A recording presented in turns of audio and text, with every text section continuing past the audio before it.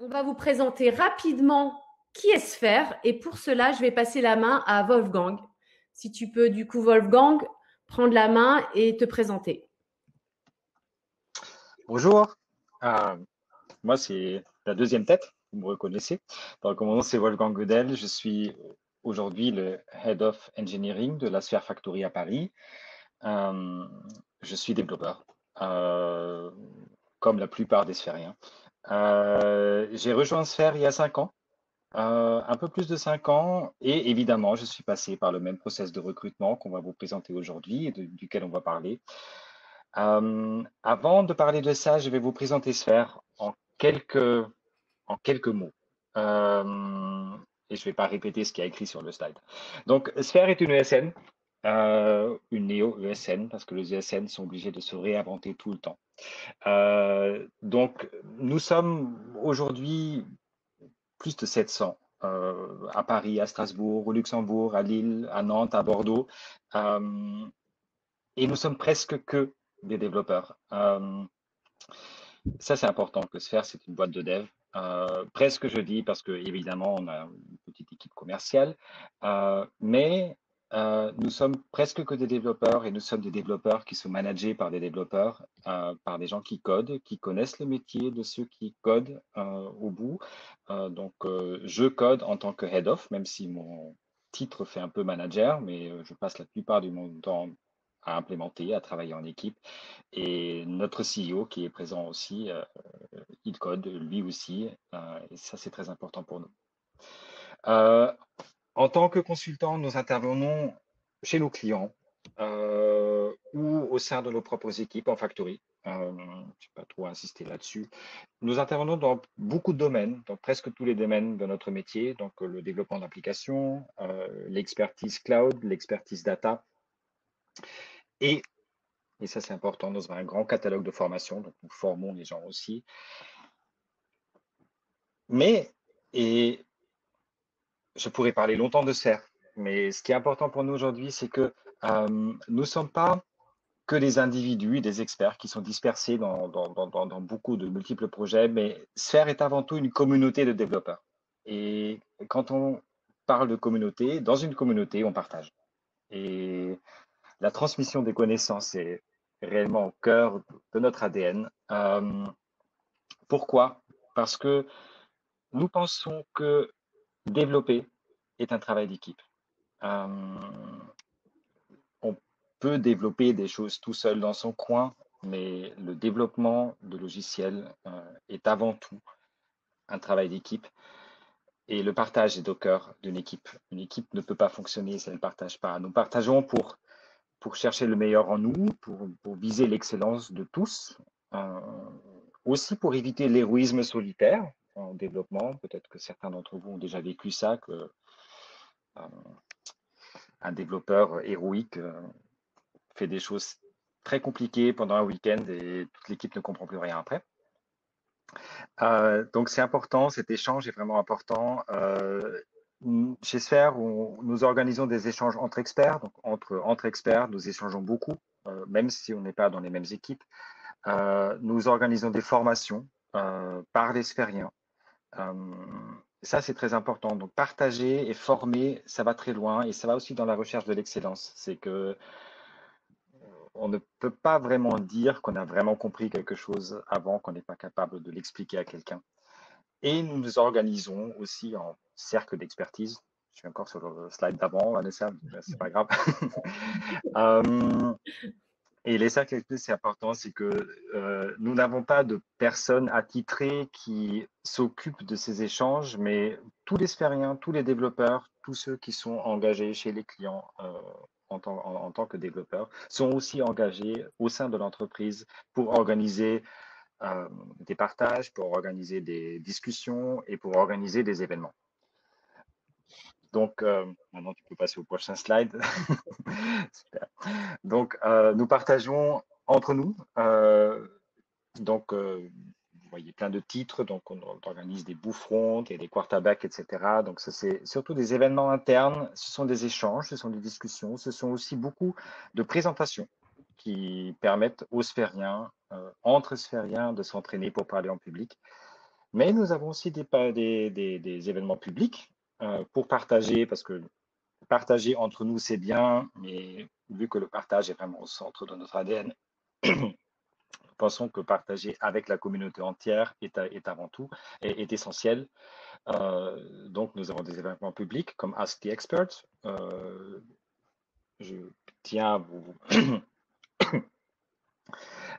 à attirer votre attention là-dessus. Donc, vous voyez la prochaine date, donc le 8 février, le prochain Ask the Experts. Donc, ça, c'est vraiment des sortes de petites conférences d'échanges où nous invitons des speakers internationaux. D'ailleurs, la prochaine, ce sera Jason Yin, qui est Dev Advocate chez Google et qui va vous parler des Chrome DevTools. N'hésitez pas à vous inscrire sur Meetup. Voilà pour ce faire. Je repasse la parole à Vanessa, qui va vous parler des skills qu'on recherche. Merci. Merci Wolfgang. Donc oui, dans un premier temps, on va parler de l'importance des soft skills. Alors, qu'est-ce qu'on cherche à évaluer dans un process de recrutement? Des soft skills et des hard skills. Petit rappel, donc les hard skills, ce sont des compétences techniques requises pour un poste qui s'apprennent à l'école, qui s'acquièrent en formation ou au fur et à mesure des différentes expériences professionnelles. Les soft skills, ce sont les compétences comportementales, humaines. Il s'agit des valeurs et qualités d'un individu. Alors, nous, chez Sphère, de par notre activité de conseil en IT, c'est intéressant parce qu'on est en contact avec des nombreuses équipes techniques, des DSI, des responsables applicatifs, au sein de tout type de société, start-up, grands groupes ou PME. Et du coup, on peut noter un mindset, un changement important de ce qui est attendu d'un développeur. En effet, on attend encore plus qu'avant à ce qu'un développeur comprenne le produit sur lequel il travaille, qu'il assiste à des réunions avec les métiers et qu'il soit en mesure de s'exprimer et de donner son avis. Le deuxième élément important aussi, c'est que le travail en remote durcit le ton. En effet, gérer une feature team à distance de 7 personnes, c'est encore plus difficile. Et donc, afin de garder la dynamique d'un projet, les développeurs se doivent d'être encore plus participatifs dans l'échange.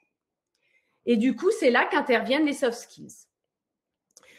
Alors, chez Sphère, ce qu'on a fait, c'est qu'on a mené des entretiens, beaucoup d'entretiens avec donc nous, au RH, avec nos équipes engineering, afin de définir quels sont les soft skills nécessaires. Et puis, on a intégré l'évaluation de ces soft skills dans notre process de recrutement. Donc, nous avons défini 4 piliers. Le premier, c'est l'expression. Qu'est-ce qu'on entend par là? On attend d'un développeur, d'un consultant qui sache exprimer ses idées avec cohérence, qui sache s'adapter à son interlocuteur, avoir une bonne capacité d'écoute, de vulgarisation, de synthèse. Voilà. Le deuxième axe, c'est lié au relationnel.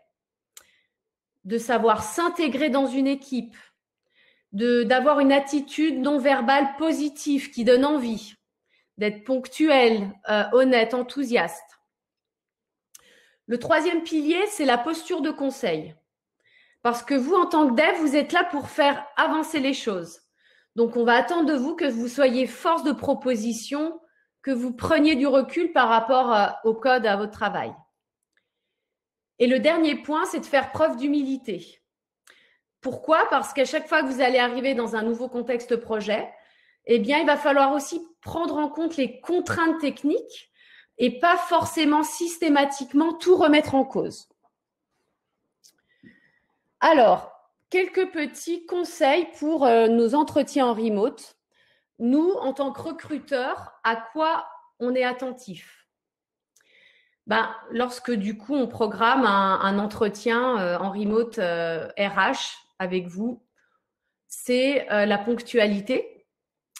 On va être aussi attentif à l'environnement dans lequel vous êtes, quel endroit vous avez choisi pour l'échange, à votre présentation, bien entendu, également à votre niveau de concentration. Si on a des candidats qui font du chat en même temps, tout ça, bon, c'est pas top.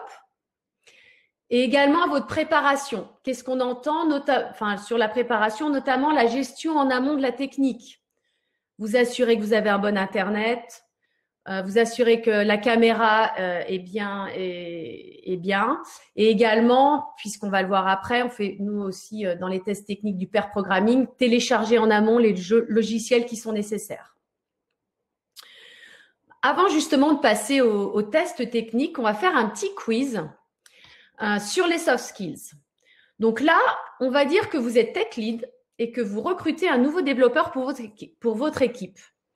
Dans la section à droite, questions et réponses, on a mis les 2 cas présentés ici. Si vous recrutez la personne, vous mettez le pouce vers le haut. Et si vous ne recrutez pas la personne, vous mettez le pouce vers le bas. Donc, cas numéro 1, un ou une candidate est très douée techniquement, mais elle en abuse et vous prend de haut. Est-ce que vous recrutez cette personne? Alors, on ne parle pas là est-ce que vous ne la recrutez pas? Et le cas numéro 2, une candidate a annulé 2 fois votre entretien sans prévenir, mais son CV est top. Donc, je vous laisse voter. Wolfgang, du coup, est-ce que tu peux nous donner le résultat des votes et puis nous dire, toi, qu'est-ce que tu ferais dans le cas numéro 1? J'attends un peu que les votes rentrent, mais je pense que le résultat est clair. Je vais revenir sur le cas numéro 1 et insister sur le fait que j'ai dit déjà avant, c'est que nous travaillons en équipe. L'échange est essentiel et l'échange va être très difficile avec une personne qui ne se considère pas égale aux autres. Donc, on peut être très très doué techniquement, mais si on a des difficultés à partager son savoir avec les autres, avec les juniors, si on a un problème à partager avec les autres, à confronter ses opinions, à penser que ses opinions sont de toute façon meilleures que ceux des autres, le travail en équipe ne va pas être possible. Donc, pour nous, ça ne va pas être possible de recruter. Nous allons même plus loin. Très personnellement, je considère que quand on est très doué, on n'est pas seulement on va pas seulement demander aux juniors de venir nous demander quelque chose. On va demander aux très seniors d'aller activement voir les juniors pour proposer notre aide. Et donc, quelqu'un qui vous prend de haut, qui pense qu'il est meilleur que d'autres, ne va pas fonctionner dans une équipe de sphériens. Pour le cas numéro 2, c'est un peu plus controversiel parce qu'on peut très bien louper un entretien parce qu'on a eu un accident en venant. Évidemment, c'est pas grave. Par contre, ça m'est déjà arrivé de me connecter, d'attendre 10 minutes et la personne n'est tout simplement pas venue parce qu'elle n'a pas jugé nécessaire de nous avertir avant. Ça va dans le même sens. C'est-à-dire, une équipe doit pouvoir faire confiance aux autres, faire confiance aux engagements des autres. Et je pense que pour un membre d'équipe, il est essentiel de respecter ses engagements, d'être honnête et d'être quelqu'un sur lequel les autres peuvent se reposer. Donc, ne pas prévenir, c'est un peu comme le cas numéro 1. Ne pas prévenir, c'est se mettre dans une position de non-respect, de dire j'ai un CV génial, de toute façon, je vais trouver un job, donc j'ai pas vraiment besoin de faire attention aux autres. Dans les équipes sériennes, ça va pas fonctionner. Ok. Merci beaucoup, Wolfgang. Alors maintenant, écoute, je vais te passer la main pour que tu présentes en quoi consistent les tests techniques que nos évaluateurs font passer afin d'évaluer les hard skills, mais aussi les soft skills des candidats. Je vous promets, après moi, il y en aura d'autres qui vont parler. Et on va vous donner tous les premiers slides à présenter. Donc, mes collègues vont parler beaucoup plus en détail des tests techniques. Je vais juste vous faire un petit qu'est-ce qu'on entend par nos playoffs. Donc, nos playoffs, c'est notre process de recrutement qui consiste avant tout de faire 3 tests. Et ce qui est important, que ces entretiens ne sont pas des entretiens. C'est-à-dire, dans nos playoffs, nous organisons 3 sessions de pair programming avec un sphérien. Donc, vous allez, avec un sphérien, non pas être celui qui répond aux questions et l'autre qui pose des questions, mais nous allons essayer de résoudre des problèmes de programmation, des problèmes de logique ensemble et se mettre dans une situation réelle, une situation comme si on était chez un client, comme si on était après un stand-up et on va se retrouver à deux devant un ordinateur ou via vidéo et résoudre des problèmes ensemble. 3 tests. Ces 3 tests, on va dire 2 secondes. Donc, on a un test qu'on appelle un test algorithmique. Donc, ce n'est pas du whiteboard coding où on va vous demander de faire des algorithmes de sorte d'un tableau compliqué. Mais notre but, c'est de voir comment vous réfléchissez. On a un test de langage où le but, c'est de voir comment vous maîtrisez votre langage de prédilection, votre langage dans lequel vous vous sentez à l'aise. Et on a un test de plateforme où on va voir comment vous gérez votre connaissance. La plateforme web, moi je suis développeur front, donc la plateforme web, ce n'est pas quelque chose qu'on peut maîtriser dans son entièreté. Mais il faut la connaître, il faut savoir comment la chercher. Je pourrais même faire une expérience. Donc, dans le langage, on va tester la grammaire et dans la plateforme, on va tester votre vocabulaire. Ce qui est important, par contre, c'est que nous, en tant qu'évaluateurs, nous n'allons pas simplement nous concentrer sur votre niveau technique. Votre niveau technique est important, certes, mais nous allons surtout voir comment vous réfléchissez et comment vous arrivez à communiquer votre réflexion. Je reprends, travail d'équipe. Donc, c'est essentiel dans une équipe que quand on a une idée, il faut pouvoir la partager avec les autres, sans écrire le code avant, c'est-à-dire pour expliquer quelque chose. Le potentiel est important aussi, c'est que nous ne pouvons pas tout savoir. Par contre, nous allons être très attentifs à comment vous allez réagir à nos explications, quelles questions vous allez poser et comment vous allez et comment vous pouvez appliquer les explications. Donc, dans un pair programming, si vous ne savez pas, de temps en temps, on va vous expliquer quelque chose, vous allez pouvoir l'appliquer, voir le potentiel. Et en troisième point, évidemment, votre savoir-être. Je ne pense pas qu'on va revenir là-dessus parce qu'on en a parlé beaucoup. Mais au début des playoffs, nous l'annonçons publiquement à tous les candidats en général. Nous, en tant qu'évaluateurs, on est là pour répondre à une question centrale. C'est est-ce que si demain vous rejoignez Sphère, nous avons envie de travailler avec vous ou non? Voilà pour la présentation des tests. Je vais passer la parole à Raphaël qui va maintenant parler de comment vous pouvez réussir tout ça. Je vous remercie. C'était pour moi. On se retrouve tout à l'heure à la table ronde. Eh bien, bonjour à tous. Alors, moi, je suis Raphaël. Je suis développeur chez Serlil depuis 4 ans maintenant. Et du coup, depuis quelques années, j'ai aussi eu l'occasion de faire passer pas mal d'entretiens techniques. Et je vais essayer de vous donner du coup quelques astuces pour bien réussir vos entretiens. Alors, pour pouvoir vous parler des entretiens techniques, il faut d'abord certainement se poser la question de pourquoi on fait passer un entretien. Et du coup, en fait, pour moi, en tant qu'évaluateur, ça me permet vraiment de pouvoir, comme le disait Wolfgang tout à l'heure, voir un peu les réactions des candidats dans une situation réelle comme celle que l'on pourrait retrouver facilement dans la mission et dans le quotidien de développeur. Et ça me permet aussi de pouvoir voir comment les candidats réagissent quand on demande des choses un peu plus poussées. Est-ce que le candidat il a le recul nécessaire sur pourquoi il a mis en place ceci ou cela, pourquoi il utilise telle ou telle solution. En fait, ça me permet surtout de voir si le candidat il applique simplement quelque chose qu'il a déjà vu quelque part et qu'il le répète comme ça simplement, ou si vraiment il comprend ce qu'il fait et s'il sait pourquoi il le fait. Et pour ça, en fait, on se dit que savoir c'est bien, mais comprendre c'est encore mieux. Et c'est surtout ça qu'on essaye de déceler chez les candidats. Et justement, du coup, en posant des questions, ça permet également de voir si comment le candidat construit son raisonnement.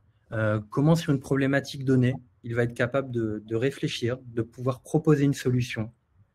Et du coup, cette solution, ça va aussi devenir une base sur laquelle on va pouvoir discuter et échanger pendant l'entretien, comme le disait Wolfgang tout à l'heure. Garde également en tête l'entretien. C'est clairement pas fait pour piéger les candidats, mais on essaye plutôt de chercher vraiment ce qu'il sait. On l'aide à essayer de montrer ses compétences et aussi à voir du coup si ces compétences-là, il arrive à les utiliser dans les exos techniques. Autre part importante sur l'entretien, c'est aussi de prendre du temps pour discuter avec le candidat. Ça paraît pas grand-chose, mais déjà, ça permet de pouvoir le mettre à l'aise au départ, de connaître un petit peu ses technos de prédilection, mais aussi ce qui l'intéresse vraiment, savoir pourquoi il souhaite rejoindre Sphère et surtout ce qu'il a envie de faire chez nous pour la suite. Et bien sûr, en tant que candidat, du coup, pour vous, c'est aussi l'occasion de pouvoir faire une première rencontre avec un futur collègue potentiel. Vous pouvez du coup échanger sur comment ça se passe concrètement dans l'entreprise, quel est le fonctionnement, quelle est l'organisation. Et c'est aussi un bon moment pour poser les questions que vous auriez peut-être pas encore osé poser jusque-là. Et faut pas hésiter, vraiment. C'est toujours le moment idéal pour le faire, d'autant que vous êtes avec un pair et un technique avec vous. Slide suivante.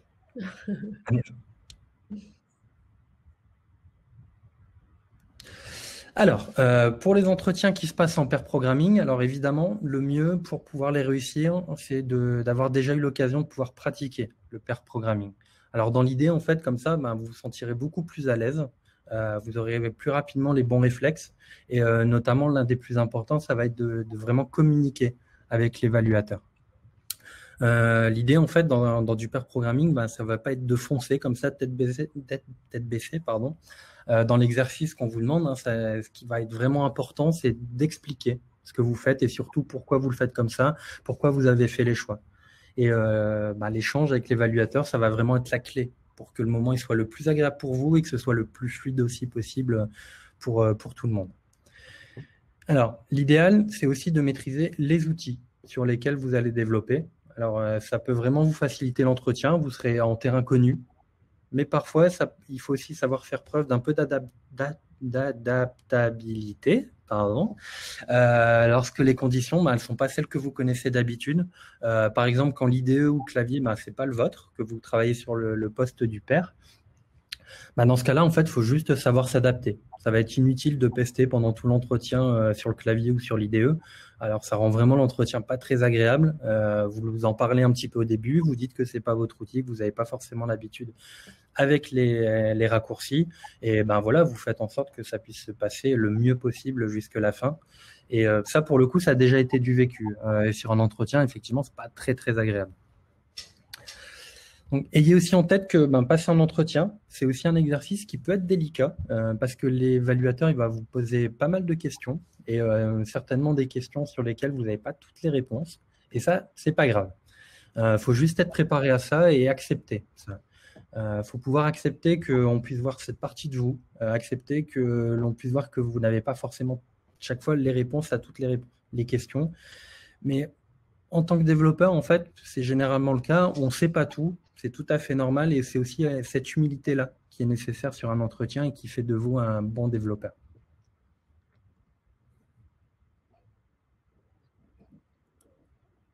Vanessa, suivant. Merci.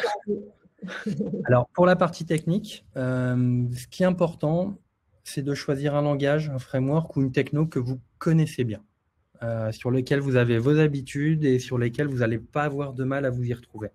L'idée, en fait, c'est de se dire c'est plutôt inutile de prendre le risque de partir sur une techno que vous allez considérer comme étant à la mode, mais qui va être mal maîtrisée et sur lesquelles vous allez vraiment patauger pendant l'entretien.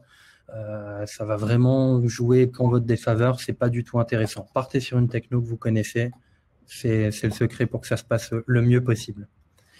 Après, connaître sa techno de prédilection, c'est bien, mais l'idée, c'est aussi de pouvoir connaître un petit peu l'écosystème dans lequel on évolue. Et ça, c'est encore mieux. Généralement, du coup, en tant qu'évaluateur, on va surtout chercher à recruter, on va surtout ne pas chercher à recruter un développeur React 14.2.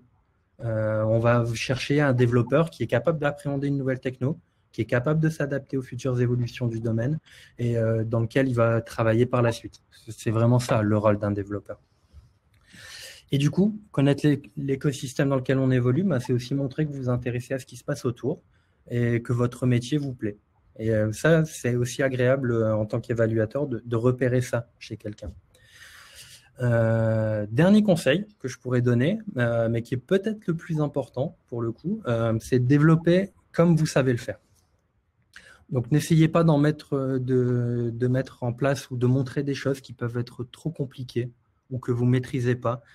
N'hésitez pas à dire que vous ne savez pas, plutôt que de vous embarquer dans des réponses qui peuvent être complètement alambiquées.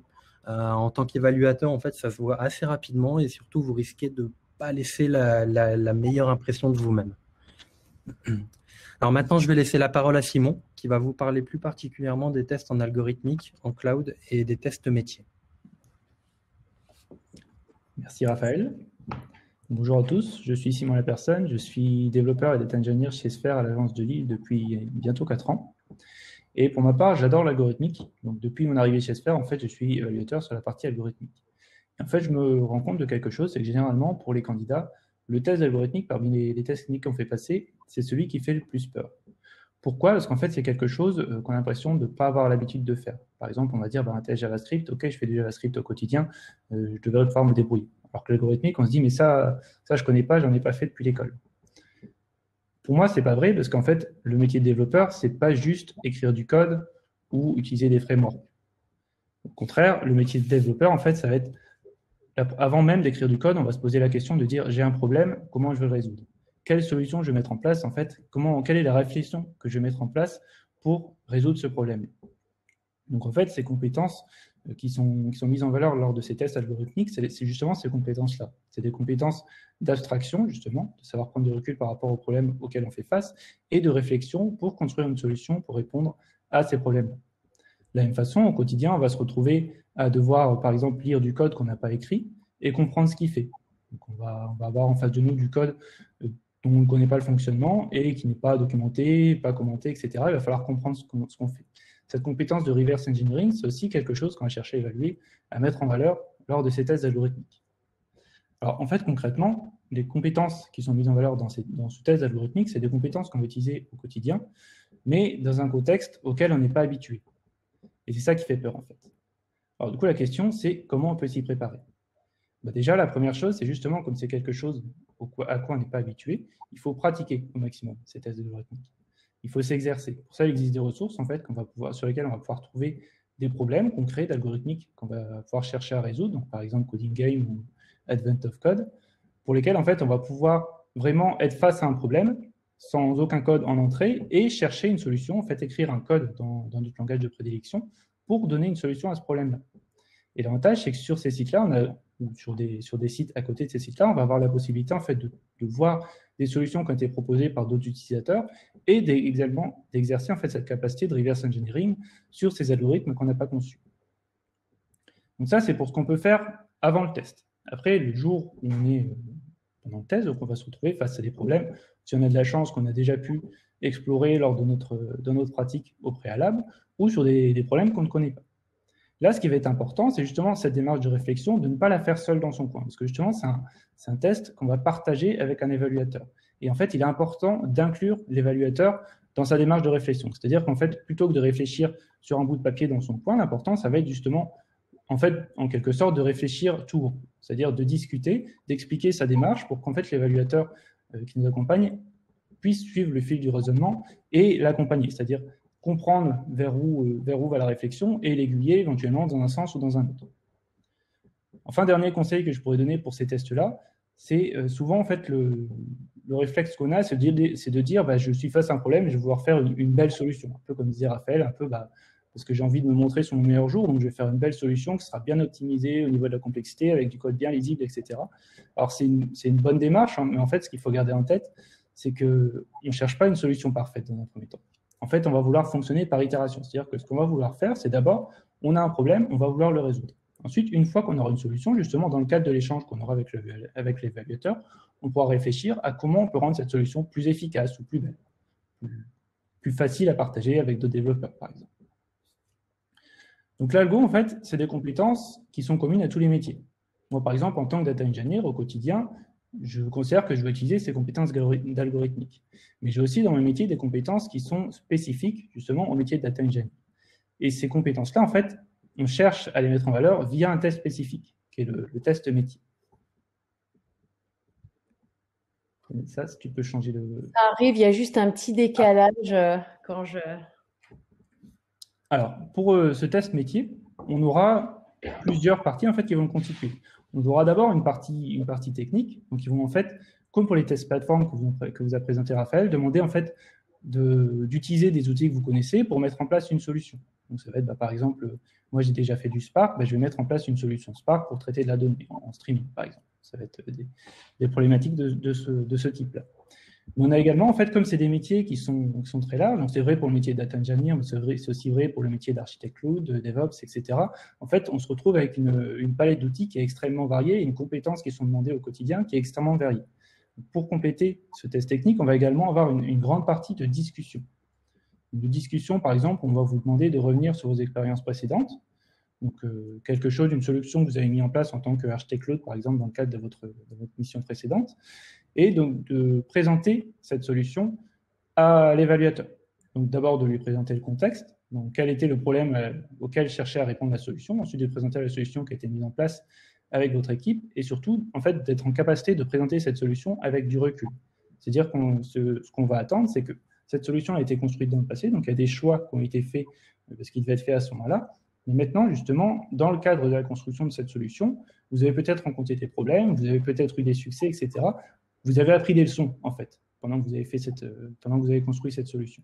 Et ce qu'on vous demande, c'est d'être en capacité, en fait, de capitaliser sur ces leçons que vous avez apprises, en fait, pour prendre du recul par rapport à ce que vous avez construit et vous poser la question, en fait, avec ce que vous avez appris pendant cette solution, si vous deviez refaire, si vous refaisiez face au même problème aujourd'hui, quelle solution vous metteriez en place avec ce recul-là? Vous aurez également la possibilité d'avoir des questions ouvertes, plutôt de mise en situation, en disant, par exemple, vous êtes face à une situation où vous avez un certain nombre de capteurs IoT, qu'on voit un certain nombre d'événements par seconde, etc. Comment vous allez pouvoir mettre en place une solution pour gérer les données qui viennent de ces capteurs, les agréger et construire, par exemple, une solution de machine learning pour les exploiter. Donc, ça va être une question plus ouverte. En fait, on va présenter des contraintes et on va vous demander de réfléchir à une solution, à architecturer une solution via les connaissances que vous avez pour répondre aux besoins. Donc, ça va vous demander, en fait, d'avoir des connaissances par rapport aux outils que vous connaissez, justement de connaître leurs forces, mais aussi leurs limites, mais aussi cette capacité de réflexion pour construire une solution. Et là, pour cette partie-là, en fait, j'aurai les mêmes conseils que pour l'algorithmique. C'est-à-dire que c'est un exercice pour lequel il faut s'exercer, justement, il faut le pratiquer pour être en capacité de se mettre en situation réelle, en fait. Il faut être capable, lorsqu'on va discuter justement avec l'évaluateur, d'échanger sur sa réflexion, de dire, OK, c'est des capteurs IoT, alors il va falloir être en capacité de récupérer les informations en utilisant un service qui va pouvoir gérer du streaming, etc. Il faut être en capacité justement de discuter pour amener pour que l'évaluateur puisse échanger avec vous. Et également, il va falloir itérer, c'est-à-dire pas tout de suite construire la solution parfaite qui va répondre à toutes les contraintes, mais justement itérer en disant, alors je vais d'abord m'occuper de la partie IoT, j'ai ces contraintes-là à respecter, je peux réutiliser tel outil. Voilà pour les conseils que j'aurais à donner. Vanessa, je vais te rendre la main. D'accord. Ok, très bien. Du coup, je vais pouvoir revenir ici. Donc maintenant, on va lancer la table ronde. Merci beaucoup, Simon. Du coup, merci. Je vois que vous avez déjà commencé à mettre des questions dans la partie Q&A. Donc, n'hésitez pas à en mettre et aussi à voter pour les questions qui vous inspirent le plus. Peut-être que donc les personnes de la table ronde peuvent toutes maintenant là venir avec nous. Et dans un premier temps, on va juste faire un petit retour d'expérience. Donc, Quentin, si tu peux éventuellement te présenter, je sais que voilà, tu as passé ces tests d'entretien technique et si on pouvait avoir ton retour d'expérience, ça pourrait être intéressant. Bien sûr, Vanessa. Donc, bonjour tout le monde. Moi, c'est Quentin Dujardin. Donc, comme le soulignait Vanessa, j'ai rejoint 3 mois. Donc, j'ai passé justement ces fameux tests, entretien technique au sein de Sphère à distance. Et disons que moi, si j'avais une anecdote à retenir par rapport à ça, c'est justement le test d'algo. Donc, en amont, on m'a prévenu qu'il y avait 3 tests, donc algo, plateforme et langage. Et comme le soulignait Simon, finalement, le test d'algo, c'est ce qui me faisait le plus peur, parce que justement, au fur et à mesure de mon métier, de mon expérience, ce que je travaille le plus au quotidien, c'est répondre aux besoins d'un client, donc pouvoir le challenger sur son métier à lui, et du coup avoir plus une distance en retrait par rapport aux problèmes techniques qu'on peut rencontrer au quotidien. Mais en fait, au fur et à mesure, on se rend compte que répondre à des besoins business, c'est finalement répondre à des besoins techniques, parce que quelle est la meilleure manière de répondre à un besoin business? C'est d'utiliser la technologie pour y répondre le mieux. Et du coup, en amont, pour me préparer à cet entretien, je me suis retrouvé à retourner faire des petits code games, des katas, tous ces petits défis qu'on peut trouver sur Internet, et retrouver finalement mon cours de supérieur pour justement me remémorer comment résoudre telle ou telle chose. Mais au final, on se rend compte, une fois qu'on passe l'entretien, que c'est pas aussi dramatique que ce qu'on pourrait imaginer, parce que finalement, le but de ce test, il est avant tout de discuter, en fait, de créer de la discussion justement avec la personne qui va justement vous juger pendant le test. Eh bien, ça va être l'occasion d'avoir un échange pour analyser finalement le développement, de comment vous résolvez un problème, et non pas d'avoir la solution, parce que finalement, la solution, si on la veut, vous le savez tout autant que moi en tant que développeur, on va sur Stack Overflow, on cherche la solution et c'est fini. Alors que là, on veut justement avoir finalement la manière dont vous réfléchissez, comment vous appréhendez un problème sans avoir la solution. Et c'est là justement la plus-value qu'on peut trouver, notamment dans un blocage. On va avoir une discussion avec justement le coach qui va essayer de vous donner des indices pour essayer de trouver la solution par vous-même. Et il ne faut pas avoir peur finalement du niveau attendu, parce que finalement, on va avoir un niveau attendu par exemple d'expert, mais y répondre à 60%, c'est déjà très bien, parce que le test en question est là pour juger vos capacités. On peut le revoir par exemple comme un sportif auquel on va lui demander de courir un marathon de 50 km, mais il va s'arrêter peut-être à 25-30 km. Il va se dire, mince, j'ai pas réussi, mais au contraire, il a réussi à nous prouver ses capacités. Ses capacités, c'est de courir un marathon de 30 km. Donc, ça nous permet de pouvoir juger ses capacités et le mettre à un certain niveau auquel les clients potentiels futurs pourront s'attendre. Moi, je cherche un sportif. Je ne veux pas spécialement qu'il fasse 50 km, mais s'il arrive à faire 25-30, ça m'est suffisant. Donc, on se dira, ce candidat convient parfaitement au client en question. Et comme le soulignait justement Raphaël, n'hésitez pas à choisir justement là où vous êtes le plus confortable, parce qu'à la base, moi, par exemple, je suis donc développeur full stack .NET Core et React Redux, mais j'ai décidé finalement de passer les entretiens uniquement en .NET, parce que c'est là où je suis le plus à l'aise, le plus confiant, mais ça ne m'empêche pas d'être considéré comme full stack au sein de Sphere. Et voilà pour mon retour d'expérience. Merci beaucoup, Quentin. Maintenant, on va voir Florian, qui peut te présenter et donner aussi ton retour d'expérience. Salut, du coup, moi c'est Florian, donc je suis architecte cloud. Je suis chez Sphere depuis 9 mois, donc grosse expérience chez Sphere. Et en fait, les principaux playoffs qui m'ont marqué, en fait, donc j'ai fait la partie algo et dev, j'ai fait la partie Java en dev, parce que comme disait justement Simon, Quentin, j'ai préféré faire en fait ce qui était là où j'avais le plus d'expérience, donc j'avais fait pas mal de langages, j'ai fait du Python, j'ai fait du JS et autres, mais j'ai quand même focus sur la partie où j'étais le plus à l'aise. Et mon plus gros playoff, du coup, ça a été forcément la partie cloud, que j'ai fait du coup avec Sefedin, qui est le head of cloud chez Sphere. Donc pas du tout la pression. Et c'est tout ça pour dire en fait qu'au final sur le playoff, malgré la pression qu'on peut avoir, malgré tout ce qu'on peut se dire justement avant de le faire, c'est aussi pour ça qu'on fait d'ailleurs la table ronde là et qu'on fait la présentation là.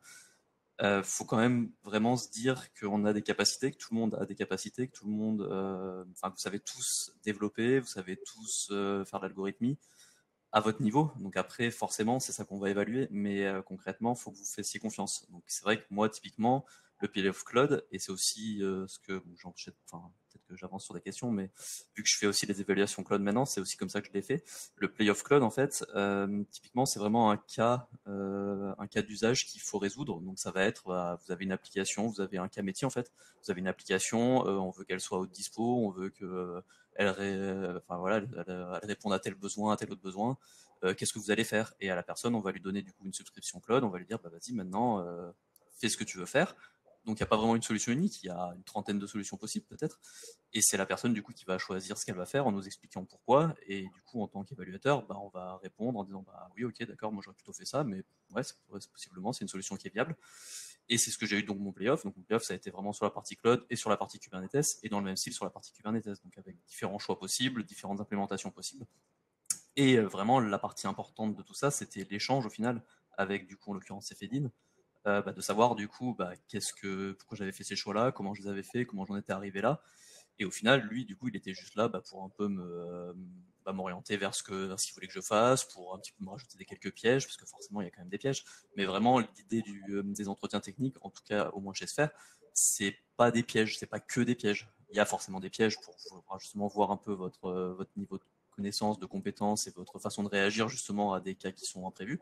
Typiquement, sur la partie cloud, on peut à tout moment, par exemple, supprimer une ressource, quelque chose comme ça dans votre dos. Et du coup, il faut voir effectivement si vous avez, si vous arrivez à trouver le problème, à comprendre le problème. Et tout ça dans le but vraiment d'avoir un feedback global de votre personnalité, de savoir effectivement comment vous réagissez à une situation, comment vous expliquez une situation, qu'est-ce que vous avez vraiment compris, est-ce que vous faites des choses sans vraiment les avoir comprises, ou est-ce que vous les avez vraiment comprises, est-ce que vous êtes capable d'être critique sur un choix, parce que si l'évaluateur vous dit quelque chose, vous pouvez aussi dire non, je suis pas forcément d'accord, moi je préfère faire ci, je préfère faire ça. Donc c'est vraiment de cerner une personnalité globale et des capacités globales d'une personne, et les compétences techniques, mais aussi ses capacités sur de la veille, parce que ça peut être aussi des questions. Concrètement, on peut aussi poser des questions. Si une personne connaît une techno, elle pose des questions un peu sur une autre techno. Je pense forcément dans la partie cloud. Si quelqu'un connaît Azure, lui parler un peu d'AWS, voir si la personne connaît vraiment un peu tout ce qui est autour et pas que se focus sur son domaine d'expertise, mais aussi un petit peu sur le reste.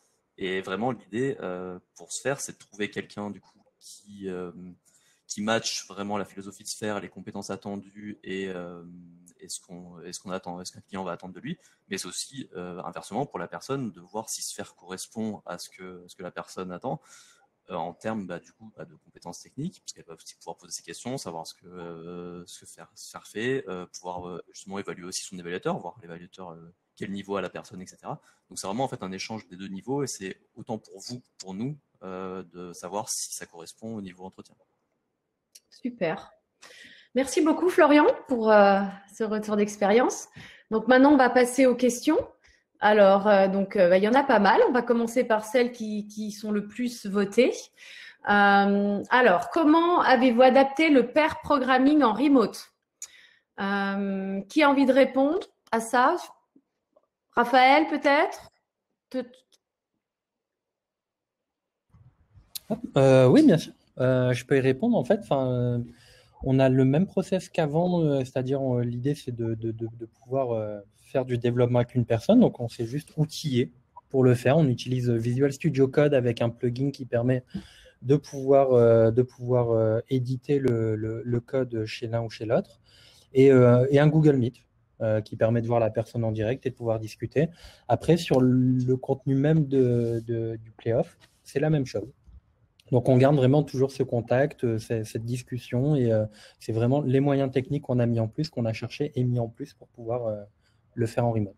Et il y a des tips, est-ce que ça a rencontré des difficultés ou non, dans la mesure en fait où les candidats sont prévenus avant de l'outillage nécessaire, de l'installation du plugin, en fait, généralement on arrive et voilà, c'est installé, ça fonctionne et on peut vraiment se concentrer sur le candidat et sur la technique. Il faut dire que ça marche vraiment bien. Ça marche bien dans le quotidien, c'est-à-dire on fait du pair programming pas seulement pendant les playoffs, mais moi je fais du pair programming dans mon équipe quasiment à 100% en projet, et c'est la même chose. Par contre, ce qui est important, c'est qu'on se voit, c'est-à-dire moi le double écran et le Google Meet avec la caméra allumée, ouverte, je trouve ça essentiel pour la communication, pour voir. On voit beaucoup de questions dans le visage de quelqu'un. Ok. Super. Alors, deuxième question, pair programming. L'évaluateur adopte-t-il uniquement la posture de copilote ou y a-t-il des cas où il prend le rôle de pilote? Qui a envie de répondre à ça? Wolfgang? Ok. Je peux répondre parce que c'est quelque chose que j'aime beaucoup. Déjà, le pair programming, il y a 10 000 pair programming différentes, donc il n'y a pas forcément la manière pilote-copilote. Mais effectivement, en tant qu'évaluateur, moi, j'aime beaucoup prendre le clavier. donc être le driver et laisser la navigation au candidat. Parce que d'un côté, quand on tape, on voit un peu la maîtrise de l'outil, des shortcuts, etc. Donc ça, c'est intéressant. Mais quand on laisse le candidat expliquer et naviguer, c'est très intéressant de voir comment il s'exprime, quels sont les concepts qu'il partage, etc. Et quelle est sa capacité de communiquer une idée technique par la langue française, ou anglaise d'ailleurs, et pas uniquement par le code. Donc oui, on change. D'accord. Quelqu'un d'autre veut rajouter quelque chose sur ce point ou non? Bon, très bien. Alors, troisième question. Est-ce que ça signifie qu'une personne qui a du mal avec les relations sociales et la communication, comme une personne avec un autisme Asperger, n'a pas sa place chez vous? Wolfgang, je crois que tu as déjà travaillé dans un cadre comme ça, hein? Oui, je vais répondre à ça parce que c'est important. La question, elle est très pertinente. Une personne qui peut avoir un autisme d'Asperger peut parfaitement avoir une place chez nous. Quand on parle de relations sociales, il faut faire attention que pour que l'équipe fonctionne, la communication de l'équipe, c'est une communication professionnelle et ça fait partie de la bienveillance et de l'humilité nécessaire. C'est-à-dire, une équipe fonctionne pas forcément avec une relation sociale dans le sens où après le boulot, on va boire un verre ensemble, on va faire des trucs bizarres ensemble, etc. Et les gens qui participent pas, ils sont un peu exclus. Donc c'est pas ça le but. Le but de la communication en équipe, c'est d'avoir une communication très codifiée. Et ce qui peut d'ailleurs, et j'ai travaillé longtemps avec quelqu'un qui avait justement un autisme d'Asperger, qui peut mettre ce genre de personne très à l'aise parce qu'elle est dans un cadre dans lequel elle comprend et elle sait comment la communication se passe. Après, quand on parle de problèmes de communication, nous restons des consultants, c'est-à-dire nous devons échanger avec les clients, nous devons échanger avec nos pairs, mais aussi avec nos clients. Et cet échange, elle n'est pas toujours dans la bienveillance. C'est-à-dire, on peut se retrouver chez un client dans des situations de stress, on peut se retrouver dans des situations de pression, de questions qui sont dérangeantes. Et évidemment, je ne vais pas vous cacher que le skill de savoir parler, de savoir réagir, de savoir argumenter avec un client qui, lui, ne sera pas forcément dans la logique de bienveillance, c'est quelque chose qui reste important dans ce contexte-là. D'accord. OK.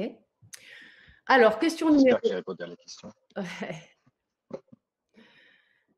Quand on est junior et en reconversion ou en reconversion, sur quoi faut-il appuyer, insister?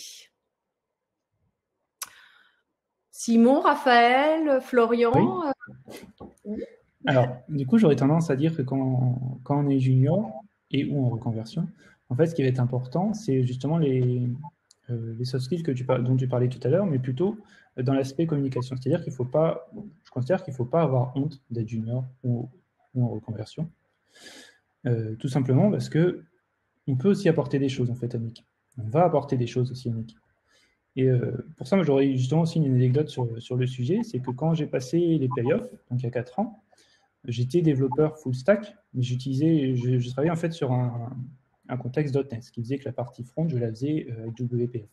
Donc j'avais fait un petit peu de JavaScript dans le cadre de mes précédentes missions, mais je me suis retrouvé à faire un playoff en JavaScript, donc sur un langage que je maîtrisais peu, avec Wolfgang justement, qui est plutôt très bien maîtrisant en JavaScript. Donc, ce qui s'est passé, c'est que justement, on a apporté cette démarche de pair programming où on a alterné en fait entre lui qui avait le clavier et moi qui avais le clavier. Donc, par exemple, il m'a fait un concept, ensuite je le mettais en situation, je l'utilisais en fait pour les tests suivants. Et c'est quelque chose que j'ai trouvé super enrichissant. Au final, c'était le payoff que j'ai préféré sur cette session-là. Donc, je considère que quand on est junior, justement, il ne faut pas avoir honte de ne pas savoir. Il faut vraiment faut vraiment avoir cette démarche en fait d'écoute et de partage avec l'évaluateur avec qui on peut en profiter justement du fait du pair programming. En conversion, c'est encore plus vrai, parce que c'est dire que dans le cadre de nos expériences précédentes, on va peut-être avoir rencontré des situations qui sont moins connues dans le monde de l'informatique et sur lesquelles on va pouvoir avoir une force en fait par rapport à des personnes qui n'ont pas connu ça. D'accord. D'autres, Raphaël, est-ce que tu as des petits tips additionnels quand on est junior ou non? Ce qu'a dit Simon, c'est effectivement très très bien. Après, si on est junior, qu'on a encore plein de choses à apprendre, ce qui est bien aussi pour nous de déceler chez le candidat, c'est cette envie aussi de pouvoir progresser, d'avoir envie de continuer à apprendre des choses. Et ça, pour nous, un candidat, c'est toujours agréable en fait de dire, voilà, on va pouvoir l'accompagner pour encore progresser. Donc, expliquer ça aussi, c'est bien. Ouais. D'accord. Alors, prochaine question. Est-ce qu'il t'est déjà arrivé de te tromper en recrutant quelqu'un? Alors, Wolfgang. Je vais pas parler de Oui, moi. nous sommes des humains et des humains se trompent. Évidemment. Ok. Et Par contre, les raisons sont trop. Il peut y avoir beaucoup de raisons. Mais si nous ne trompions pas, il y aurait quelque chose qui clocherait avec nous. Donc, Et on peut c'est aussi se déjà tromper à l'inverse, c'est-à-dire ne pas recruter des gens qu'on aurait dû recruter. Je crois que oui, c'est plus grave en fin de compte d'être passé à côté de quelque chose parce qu'on s'attendait à un skill, à savoir des choses et on est passé à côté de la curiosité, on est passé à côté de cette envie de se transformer et de devenir de devenir sphérien. Et ça aussi, ça nous arrive. On essaie de l'éviter. Une bonne raison pourquoi nous sommes trois, pas une personne à voir les candidats. D'accord. Ouais, je pourrais juste compléter aussi ce que dit Wolfgang avec effectivement le process d'avoir 3 personnes, ça permet aussi du coup d'avoir des regards différents sur un candidat et voilà, ça permet ça. Moi, pour une anecdote personnelle aussi, il a pu m'arriver justement d'avoir un candidat qui était tellement stressé en entretien que le coder était devenu vraiment difficile en fait. Et finalement, on a discuté, on a beaucoup échangé. En fait, l'idée, c'était d'aller chercher chez lui, du coup, cette passion et ses compétences. On a fait le pari de le recruter. Et aujourd'hui, ça marche très, très bien chez nous. D'accord. Et moi, je rebondirais sur ce que dit Raphaël. Enfin, justement, c'est aussi, on sait aussi que quand vous passez des entretiens, typiquement, on l'a peut-être dit, vous n'êtes pas forcément suivi, mais on fait du coup 3 entretiens qui durent à chaque fois 45 minutes, 1 heure. Donc au final, on est quand même conscient que quand vous arrivez au 3e entretien, que la personne n'est pas forcément au top de sa forme par rapport au premier. Donc il y a et le stress et la fatigue, et du coup ça peut aussi arriver que de rater un peu un entretien, mais on discute après quand même avec toutes les personnes qui ont fait les entretiens, et on prend en compte ça aussi. Donc faut aussi se dire, et c'est aussi pour vous rassurer avant que vous fassiez l'entretien, le but c'est justement pas de vous piéger et pas de vous, j'insiste, hein, mais pas de vous piéger et pas de vous, et pas de pas vous embaucher, quoi. L'idée c'est vraiment d'arriver à voir le maximum de la personne, et donc il faut être le moins stressé possible, mais on a aussi conscience que c'est stressant, que les gens peuvent avoir du mal au début, qu'il peut y avoir des problèmes de technique avec du lag ou autre. Enfin voilà, on a conscience quand même qu'il y a toute une ambiance qui fait que c'est pas facile, particulièrement là je parle en remote, mais même en vrai que c'est pas facile, et du coup il faut se rassurer sur ça, qu'on en est conscient, quoi. Ok, super. Merci beaucoup. Alors, prochaine question. Est-ce qu'échouer au play-off, donc le play-off, c'est notre process d'entretien technique, signifie un no-go directement? C'est-à-dire qu'en gros, donc, on a 3 tests. Si les personnes échouent, est-ce que ça veut dire qu'on la recrute pas? Wolfgang, tu veux prendre la parole? Il y a, il y a beaucoup, il y a beaucoup de nuances à l'échec, je dirais. Oui, il y a des playoffs où l'échec il est tellement flagrant que ça continue pas. Après, ce qui est très important pour nous aussi, ça fait partie de prendre au sérieux la valeur de bienveillance, c'est que nous donnons toujours un retour à nos candidats pour expliquer pourquoi on les refuse et pourquoi on les refuse cette fois-ci. Et ça nous arrive souvent et j'ai déjà recruté des personnes qui sont venues une deuxième fois. c'est-à-dire qui ont échoué, entre parenthèses, le mot il est très fort, à leur premier payoff, qui se sont rendus compte eux-mêmes qu'ils n'étaient pas prêts, et techniquement, peut-être humainement, et qui sont revenus 1 an plus tard et qui ont réussi leur payoff avec les félicitations du jury. Voilà. Ok, très bien. Alors, prochaine question. Pourquoi le pair programming? Puisque c'est vrai qu'il y a pas toutes les entreprises mettent en place le pair programming pour évaluer, pour faire les évaluations techniques. Est-ce que quelqu'un a envie de Wolfgang? C'est la dernière. Après, je laisse les autres. Non. Non, pourquoi? Moi, c'est très personnel. Moi, je suis un grand fan du pair programming. Enfin, je suis un grand fan du extreme programming en général. Je pense que le pair programming, c'est très difficile pour que ça fonctionne tous les jours dans les équipes. Pourquoi c'est très difficile? Parce que ça nous oblige en tant que développeurs, qui sont souvent et parfois, peut-être un peu trop souvent, des gens très solitaires, de sortir de nous-mêmes et d'objectiviser ce que nous pensons, d'expliquer. Et ça va de nouveau dans cette direction il faut qu'une équipe fonctionne. Et une équipe fonctionne parce que les gens partagent. Et le pair programming, c'est une technique qui, non seulement pour moi, améliore la qualité du code, donc ça c'est essentiel, mais qui permet un partage ad hoc, un deuxième regard aussi ad hoc. On sait que travailler en équipe en remote, il n'y a rien de plus frustrant, c'est que d'envoyer un merge request et d'attendre pendant 2 jours qu'il soit mergé parce que quelqu'un va la review. Et en pair programming, on n'a pas besoin. On est déjà 2, donc pas besoin de faire un MR. Donc ça, c'est aussi une raison pourquoi le pair programming.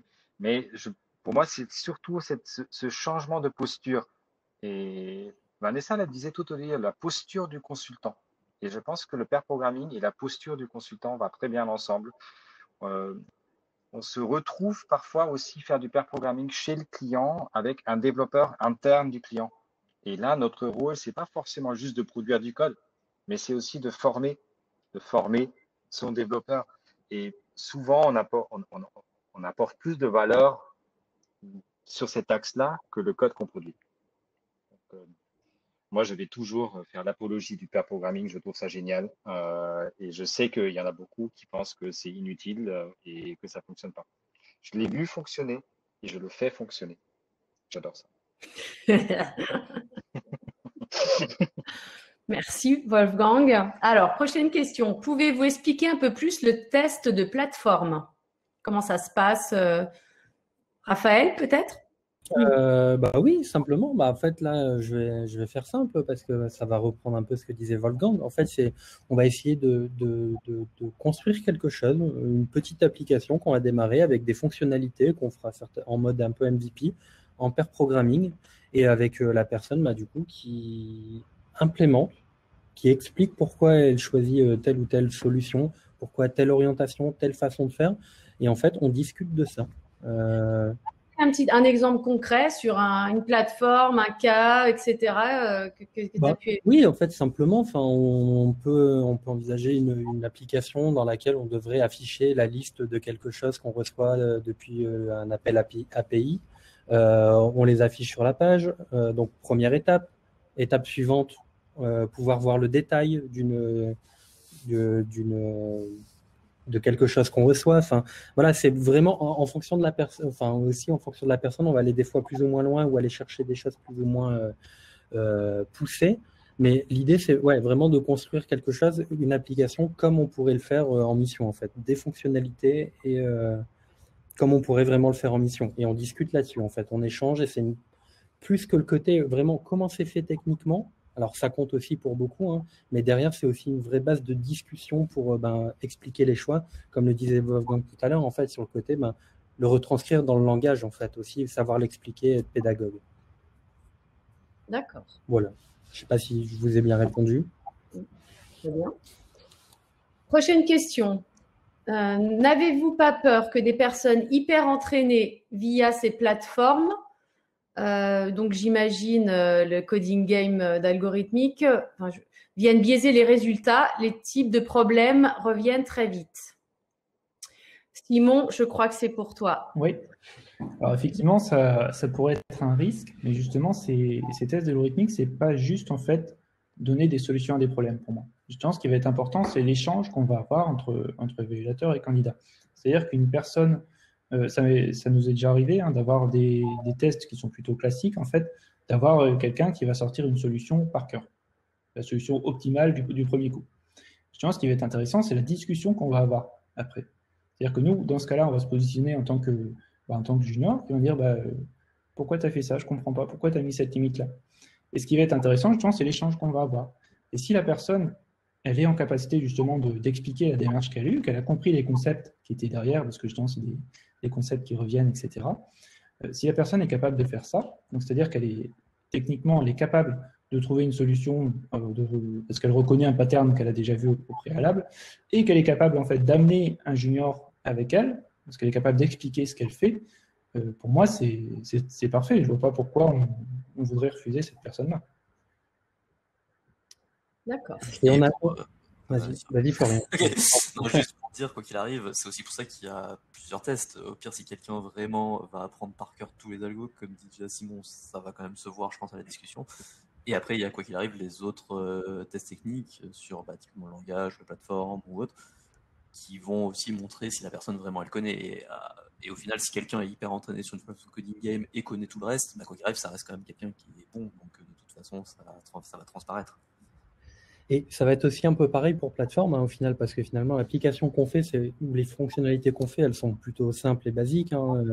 Mais ce que je disais tout à l'heure pendant la présentation, l'idée, c'est de discuter. Et donc, du coup, on pourrait repérer quelqu'un qui applique une recette qu'il a vue et qui n'est pas capable de l'expliquer de la même manière, en fait. Et le fait d'échanger, de discuter, ça permet de déceler ces parties-là et de voir une personne surentraînée, mais qui ne comprend pas forcément ce qu'elle fait et pourquoi elle le fait. Ok, super. Alors, prochaine question. Les réflexions sont relativement poussées. Conscience, prise de recul, apprentissage. Est-ce que vous ne recrutez que des seniors ou est-ce un niveau d'exigence très élevé propre à vous? Alors, je vais déjà donner une première partie de réponse, mais comme je l'ai essayé de le dire au début, les tests, en tout cas les tests sur la partie développement, ou même sur la partie cloud, sur autre, ils sont construits d'une façon où on y va progressivement en fait. Donc c'est pas des tests où la première question elle est hyper dure et la personne ne va pas la faire. La première question va être assez facile, la deuxième un peu plus compliquée, la troisième un peu plus difficile. Et comme on a dit avant, le but c'est pas de voir si la personne va réussir à tout faire ou le but c'est pas qu'elle fasse tout. C'est justement de voir jusqu'où elle va aller, de voir comment elle explique chaque étape. Et du coup, quelqu'un qui a un niveau senior, on va peut-être se dire qu'on va peut-être même pas faire les premiers tests, on va peut-être commencer avec la moitié, ou alors on va les passer très vite, on va voir qui connaît. Quelqu'un qui est plus débutante, on va commencer vraiment du premier test en partant du principe qu'il va pas forcément réussir, et s'il réussit, bon, c'est passé bien, nickel, on va avancer. Donc, je pense pas que le niveau d'exigence est élevé, le niveau d'exigence est progressif, et le but c'est vraiment de voir jusqu'où la personne peut aller. Et après, effectivement, les réflexions sont peut-être un peu poussées sur certains points, parce que du coup, on va avoir une réponse et une solution, comme on a dit avant, on va lui dire est-ce que tu peux peut-être faire la même chose, mais avec un peu plus d'optimisation? Ah oui, ok, bon, t'as fait ça. Est-ce que maintenant tu peux peut-être réussir à faire quelque chose de plus joli niveau orienté objet, ou est-ce que tu vas peut-être faire quelque chose de plus joli pour la maintenance plus tard? Enfin, on va vraiment itérer comme ça, donc je pense pas vraiment que quoi qu'il arrive, le test est trop difficile d'entrée. Il est progressif et ça permet justement de voir jusqu'où la personne peut aller en fait. Et moi, je vais juste rajouter un petit point concernant les soft skills. Donc, c'est pareil, les soft skills, c'est pas discriminatoire. Mais si à un moment donné, nous, dans nos entretiens RH, on note que voilà, il y a des petites choses, où il y a des choses sur lesquelles il faudra travailler. Déjà, nous, on travaille aussi en collaboratif lors de tout notre process de recrutement. Un candidat chez nous on a un outil, ça s'appelle un ATS en recrutement, dans lequel on met tous nos rapports détaillés.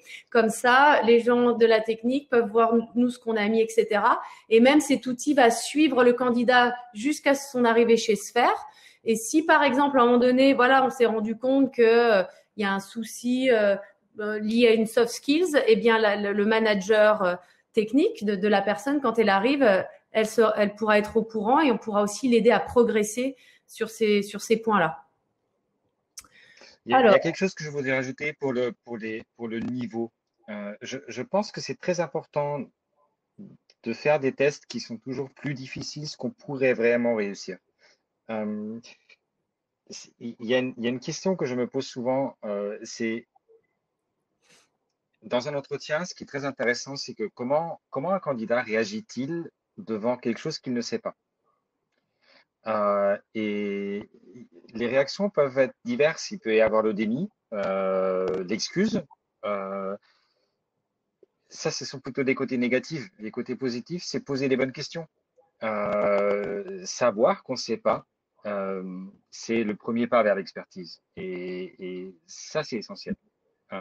Et c'est pour ça que l'exigence, le niveau d'exigence, il est élevé si on veut, parce qu'on essaie de viser un idéal. Et je pense que nous tous, on cherche cet idéal. Et personne chez Sphère n'a la prétention d'être à ce niveau-là à 100%.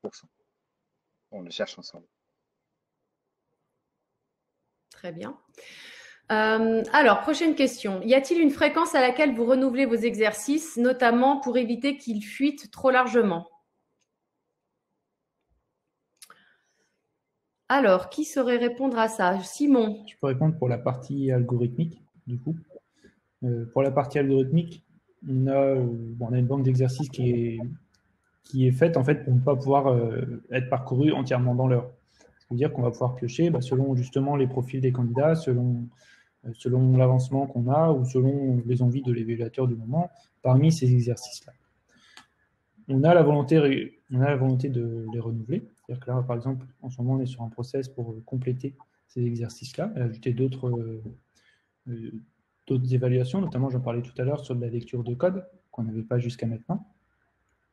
Pour autant, si on se retrouve dans un cadre où on disait tout à l'heure sur quelqu'un surentraîné qui a déjà vu tous les types d'exos sur une plateforme comme Advent of Code, comme Coding Game, l'important, ce sera de voir justement le relationnel qu'on a avec lui, comment il est capable d'emmener l'évaluateur avec lui au niveau de ses explications. En fait.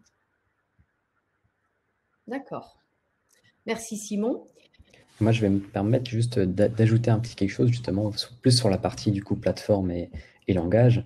Donc, on est amené souvent à les renouveler, mais pas nécessairement pour le fait qu'ils puissent fuiter, mais surtout pour les tenir en fait à jour. Parce que le but justement de ces tests, c'est de s'assurer que vous connaissez justement ces langages et justement les nouveautés. Prenons par exemple un cas de React, d'être au courant qu'il existe maintenant des hooks et ainsi de suite. Et du coup, il est intéressant de mettre à jour ces différents tests pour vous demander justement d'implémenter les nouvelles fonctionnalités que ce langage permet afin de vraiment s'assurer que vous êtes au courant des dernières nouveautés et de pouvoir les utiliser correctement. D'accord. Merci. Quentin? Alors, prochaine question. Vous parlez des tests orientés très techniques, algo, mais faites-vous des tests techniques basés sur des specs, savoir comprendre un besoin métier et le retranscrire en dev? Alors, du coup, c'est peut-être ce dont on a parlé par la suite, du coup, qui étaient les tests métiers, justement, qui sont plutôt sur cette partie-là, de dire on est face à des contraintes, on est face à des problèmes qu'on va devoir résoudre, qu'est-ce qu'on va mettre en place en fait pour répondre à ces contraintes et apporter une solution globale qui va y répondre. Ok. Alors, le test d'algorithmique est-il énoncé orienté business ou orienté contrôle de maths? Alors du coup, je vais garder la parole. Alors honnêtement, du coup, l'approche, ça va plutôt être l'approche entre guillemets contrôle de maths. Parce que c'est vrai qu'il y a quelques énoncés qui vont pouvoir donner cette impression-là, puisqu'on va se baser par exemple sur des propriétés mathématiques pour résoudre un problème. Ce n'est pas l'intégralité des exercices qu'on a à disposition, puisqu'on va avoir par exemple aussi la manipulation de chaînes de caractères, de structures de données, etc. Mais la volonté, justement, en fait, c'est de ne pas noyer l'exercice en lui-même dans du fonctionnel, en fait. C'est-à-dire que ce sur quoi on veut se concentrer dans le cadre des tests algorithmiques en particulier, c'est sur la résolution du problème, de l'énigme, en fait, entre guillemets, qui est sous-jacente. Donc, on ne va pas avoir des notions de métier dans ce test-là. D'accord, merci. Alors ça, c'est une question peut-être plus pour Quentin et Florian. Est-ce que vous avez aimé vos entretiens? Est-ce que vous avez apprécié cette manière d'évaluer? Je te laisse commencer du coup, Florian ou... Ouais, j'allais dire non, c'était horrible. Mais bon. Honnêtement, oui, je pense que ça dépend des gens, mais après, comme c'est une posée comme ça. Oui, moi, en tout cas, moi, j'ai relativement apprécié parce que, comme je l'ai dit, c'était pas du tout. Et c'est ce qu'on essaie de faire. C'est pas on arrive, la personne soit en remote ou en présentiel, on vous jette l'exercice et vous dites ok, bon, maintenant tu vas faire ça, vas-y, fais. Moi, ça a commencé, on a discuté pendant un quart d'heure à parler de tout, de rien, même du fait que j'avais un gamin, que lui aussi, à derrière enchaîner sur les connaissances au niveau de la veille technique. Donc, on a commencé à parler un petit peu des nouveautés du truc, savoir est-ce qu'on avait suivi, est-ce qu'on avait regardé la Google I.O., machin. Enfin, on a vraiment discuté un peu sur ça. Et tout au fil de la présentation, même c'était ça, ou tout au fil du test, pardon, c'était ça. C'était vraiment, on rebondissait sur des sujets, on dialoguait, des fois on débattait sur une question, parce que du coup, je disais, moi je préfère faire comme ça, il me disait, moi plutôt ça, ah ouais, pourquoi, parce que à cause de ça, ah ouais, t'as raison, ouais, mais dans ce cas-là, enfin, et du coup, finalement, on débordait sur une question, c'est pas vraiment des choses qui sont prévues dans le cadre, et je pense que c'est ça la force des entretiens, des entretiens de cette façon-là, en tout cas, c'est vraiment des échanges plus que des contrôles entre guillemets quoi. On va parler contrôle de maths avant, mais c'est pas le but, c'est vraiment pas juste de cocher des cases et dire il a fait ci, il a fait ça, il a fait ça, ça. C'est à la fin quoi qu'il arrive, même dans le rapport qu'on doit faire nous, c'est on donne aussi un feeling de la personne. Il n'y a pas que la réussite ou non de l'entretien, il y a vraiment plusieurs critères. Et il y a oui la réussite ou non, c'est vraiment il a excellé dans son entretien ou si ça a été un peu en dessous de ses performances attendues. Il y a aussi après le ressenti de la personne, si effectivement la personne, on a bien senti la personne, si on a eu un bon feeling avec, si on a eu l'impression effectivement que malgré le stress, malgré les problèmes de communication, malgré n'importe quoi, elle s'est quand même bien débrouillée, elle a quand même réussi, on a quand même réussi à derrière affiner à aller là où on voulait aller, on a réussi, enfin voilà, c'est un tout en fait. Et du coup, pour ça, je pense que c'est quand même des entretiens qui sont bien faits. Et après, tout dépend de l'évaluateur qui les fait. Mais l'idée, vraiment, c'est d'arriver quand même sur quelque chose qui est positif dans l'échange et du coup dans la bonne direction de ce qu'on veut découvrir chez la personne. Super. C'est ça. Et du coup, moi, la seule chose que j'ajouterais, en fait, c'est au niveau justement c'est plus la forme des entretiens qui m'a vraiment plu. Donc, chez Sphère, parce que justement, j'étais dans mon ancienne boîte en tant que recruteur également. Sauf que le format, nous, était d'1 heure. Mais dans l'heure qui était à disposition, on devait justement tester le candidat à la fois sur le côté soft skill et hard skill. Ce qui fait qu'en fait, en 1 heure, généralement, on n'avait pas la capacité de tester correctement la personne sur son plan technique. Parce que justement, déjà de base, je suis quelqu'un qui apprécie énormément parler. Donc, on avait souvent tendance à évoluer un peu trop sur la partie soft skill. Mais finalement, c'est un parti pris qu'on a décidé. C'était finalement, on recrutait sur le côté soft skill uniquement, dans le sens que on partit du principe que des compétences techniques peuvent s'acquérir au fur et à mesure de son évolution au sein de l'entreprise, alors que justement, un comportement est compliqué à faire changer.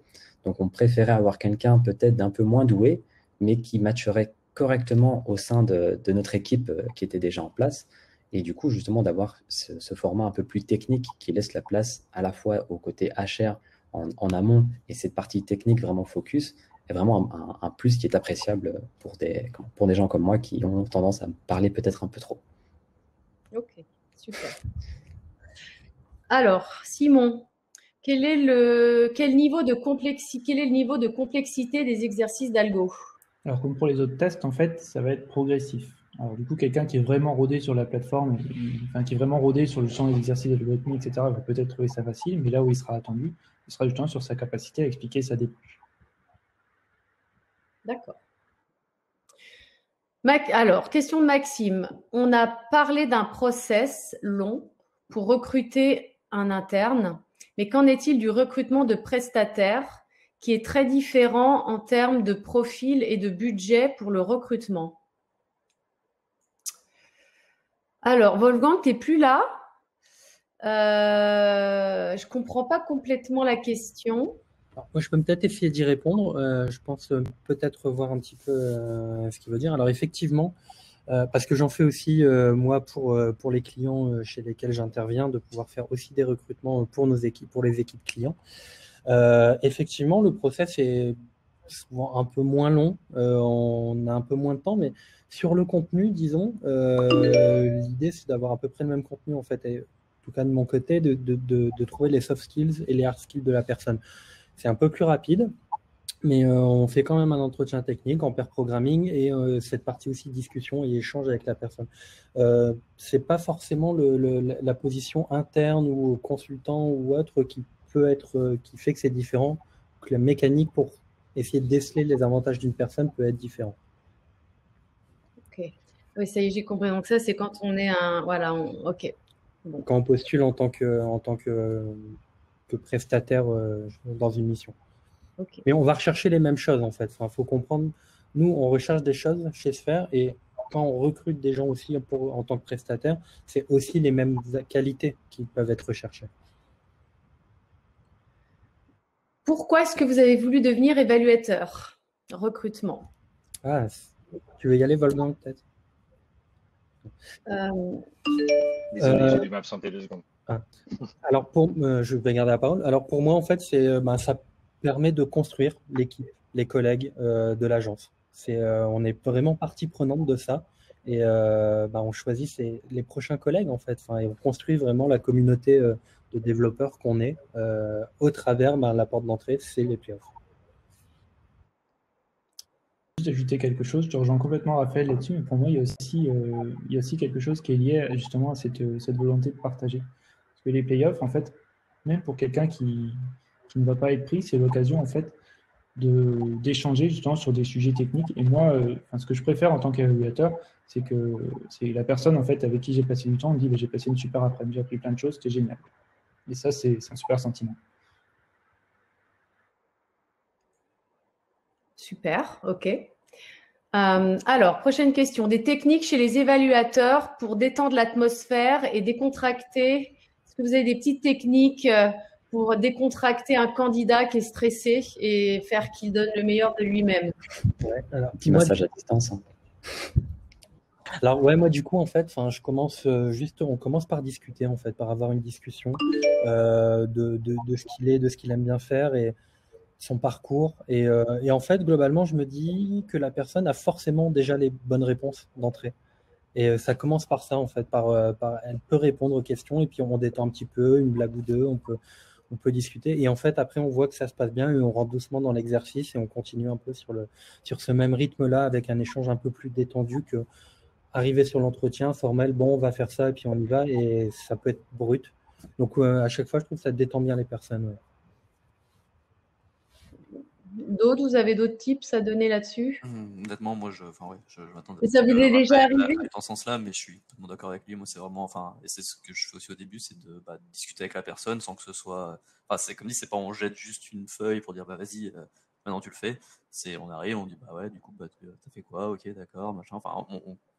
L'idée, c'est vraiment de créer un dialogue et que la personne soit le plus en confiance possible, le moins stressée possible, pour qu'elle y arrive le plus possible. Et après, même quand elle n'y arrive pas, ça va pas être de ah ouais, ok.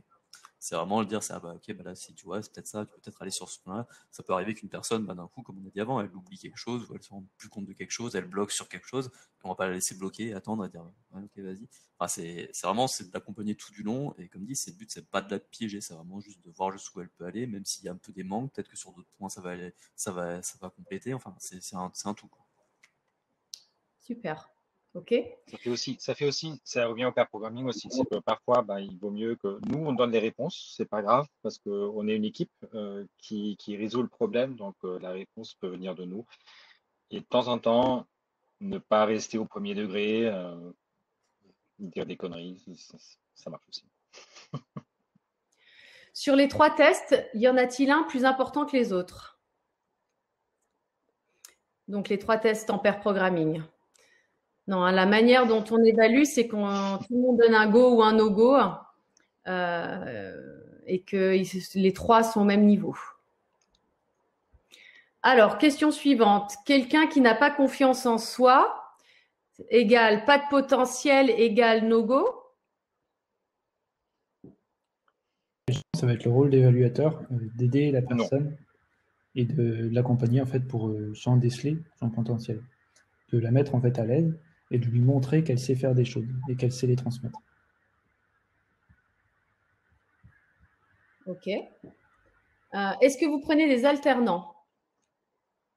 Oui, nous prenons des alternants. Là, je vais répondre parce que oui, nous accueillons des alternants au sein de nos équipes internes, donc à la Sphere Factory, où c'est Sphere qui manage les équipes qui ne sont pas chez le client, donc on n'envoie pas des alternants chez les clients, mais nous travaillons avec des alternants et moi, je travaille beaucoup avec des alternants et j'aime beaucoup travailler avec des alternants.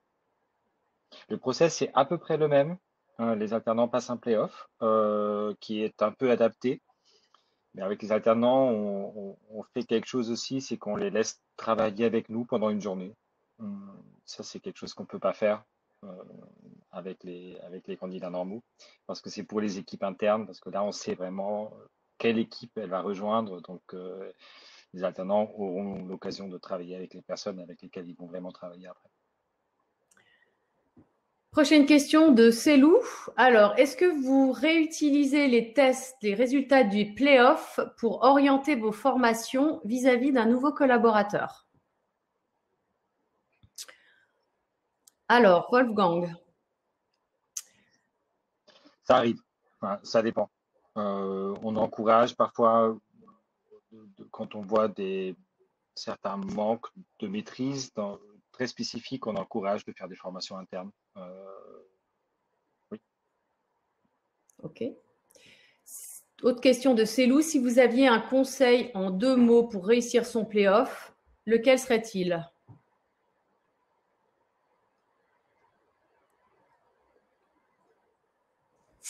En 2 mots? Non, moi j'aurais dû dire de pas avoir peur et de se dire que c'est pour ça qu'on fait ça, quoi. Se dire que c'est juste un échange et que c'est juste c'est pas un test avec une note, quoi. Pour moi, c'est le mot-clé, c'est l'échange. C'est vraiment l'échange, en fait, avec l'évaluateur, justement. Échange. Ah, oublie. Soyez Oublie, vous-même. aucune chance et fonce. Hein. Ok, alors question de Jean-Marie. Les tests sont-ils intégralement en français ou testez-vous le pair programming en anglais, par exemple? Pas systématiquement. Moi, personnellement, ça m'arrive parfois, mais c'est pas un prérequis. Enfin, je ne sais pas si d'autres personnes ont. On pense que la compréhension de l'anglais est important. Moi, je doute fort que quelqu'un qui ne comprend pas, qui n'est pas à l'aise dans la compréhension orale de l'anglais, soit capable réellement de faire de la veille, de regarder les conférences internationales qui ne sont pas toujours sous-titrées. Donc, la compréhension de l'anglais pour la compréhension des documentations, etc. Ça reste dans notre métier, c'est pas spécifique à se faire. Je pense que dans notre métier, c'est essentiel. D'accord. Question de Pascal. N'évaluez-vous que les techniques de dev? Qu'en est-il des techniques de test? Super question, ça, parce qu'effectivement, le test, c'est… Pourquoi ça serait autre chose? Ça fait Simon? partie du dev, non? C'est vrai qu'on n'a pas de test spécifique pour le test, pour les techniques de test. Malgré tout, rien n'empêche un candidat de faire du test, en fait, dans le cadre, par exemple, d'un test sur un langage Python ou JavaScript, de faire du TDD pour apporter ces fonctionnalités. D'accord. Prochaine question de Pascal. Comment distinguer le potentiel souvent caché par une insuffisance technique et ou comportementale? Échange. Ce qu'on répète depuis tout à l'heure, hein, on a l'impression de leur dire effectivement beaucoup de fois, mais c'est vraiment ça en fait. C'est vraiment l'échange et la discussion qu'on va avoir avec la personne qui va permettre de déceler. Hein. Je reprends l'exemple que j'avais tout à l'heure, hein, quelqu'un à qui ça avait été difficile physiquement de pouvoir faire l'entretien au clavier et voilà, on ne s'est pas arrêté là en fait. J'ai trouvé un autre moyen de réussir à ce qu'il puisse donner le meilleur de lui-même et finalement ça a été. Donc vraiment l'échange c'est vraiment le plus important.